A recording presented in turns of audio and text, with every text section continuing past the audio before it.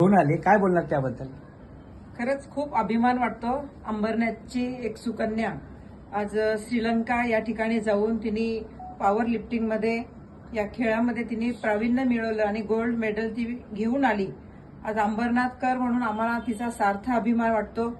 तिने पुढेही तिचा हा जो खेळ आहे तिने कंटिन्यू ठेवावं. त्याच्यामध्ये तिला ज्या ज्या प्रकारची मदत लागेल त्यात आम्ही आमचा परिवार, शिवसेना परिवार आणि आमचे या कल्याण लोकसभा मतदारसंघाचे खासदार आणि त्यांना प्रचंड आवड आहे म्हणून त्यांनी या अंबरनाथ शहरामध्ये एक शूटिंग रेंज आणि भव्य असं इंडोर आउटडोर स्टेडियमचं काम केलं, जेणेकरून या अंबरनाथ शहरातल्या विद्यार्थ्यांना त्याचा उपयोग होईल आणि इथे प्रॅक्टिस करून ते पुढे त्यांच्या जे काही त्यांचं स्वप्न आहे त्याच्यामध्ये पुढे जातील.